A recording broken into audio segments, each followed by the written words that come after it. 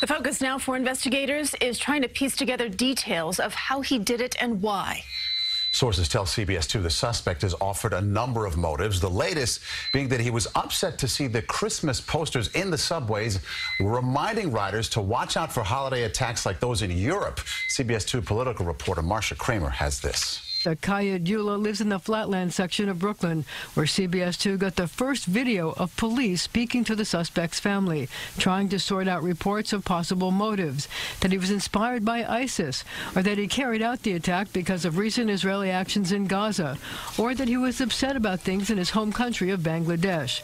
One thing for sure, he kept to himself, made enemies in the neighborhood, including the owner of the hardware store next door. He's a nasty, arrogant little POS. Seen him in the neighborhood walking around, pretty much looks like he always has something on his mind, never says hello, doesn't talk to anybody. So far, we know that in addition to being from Bangladesh, he entered the United States in 2011 on an immigrant visa with his parents and siblings. He got a green card and became a permanent resident. He had a lapsed TLC license to drive a for-hire vehicle. He traveled overseas to the United Arab Emirates and last September to Bangladesh.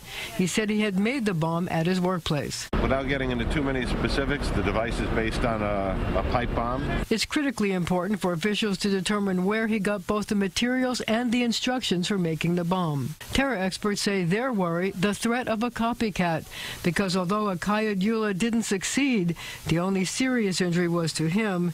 This was, in fact, the first time a suicide bomber got inside the subway. This is our worst fear. We always were worried about our subway system and having a bomb in the subway system. Now we have what appears to be the first suicide bomber actively trying to penetrate our subway system and cause great harm.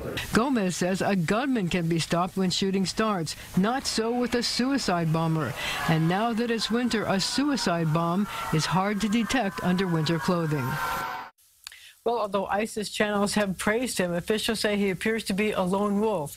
One law enforcement official described him as, quote, a loser in his basement stewing. Meanwhile, sources say a bolo be on the lookout for has been issued for the suspect's brothers, now wanted for questioning. Christina Maurice. Thank you, Marcia.